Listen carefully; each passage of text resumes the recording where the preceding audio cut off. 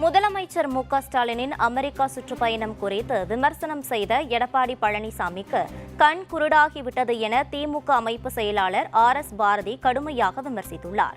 திருநெல்வேலியில் செய்தியாளர்களை சந்தித்த ஆர்.எஸ். பாரதி, எடப்பாடி பழனிசாமிக்கு தன்னுடன் இருப்பவர்கள் எங்கே தன்னை விட்டு சென்று விடுவார்கள் என்ற பதற்றம் ஏற்பட்டுள்ளதாகவும், அதனால் என்ன பேச வேண்டும் என்று தெரியாமல் பேசி வருவதாகவும் சாடினார்.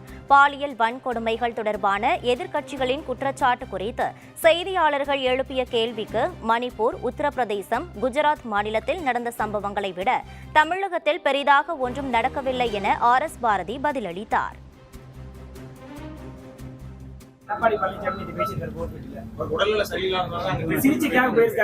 கண்ணு குருடுன்னு அர்த்தம். சைக்கிள் ஓட்டினார் சிக்காகோவில் பார்க்கல எடப்பாடிக்கு வைத்திருச்சு. அவருக்கு இன்னைக்கு நெருக்கடி. அவர் கூட இருந்தவங்கலாம் இருப்பாங்களான்ற சந்தேகம் வந்துருச்சு. அதனால அவருக்கு என்ன சொல்றதுன்னு தெரியாமல் பேசிக் கொண்டிருக்கிறார். அது வழக்கமாக எதிர்கட்சியில சாட்டப்படுகிற குற்றச்சாட்டு. மணிப்பூரில் நடக்கிறது போது இங்கே நடந்திருக்கு, மற்ற மாநிலங்களில் நடக்கிற போது, உத்தரப்பிரதேசத்தில் நடக்கிற போது இங்கே நடந்திருக்கு, குஜராத்தில் நடந்தது போல இங்கே நடந்திருக்கு. ஏதாவது ஒரு இன்சிடென்ட்டை காட்ட சொல்லுவேன்.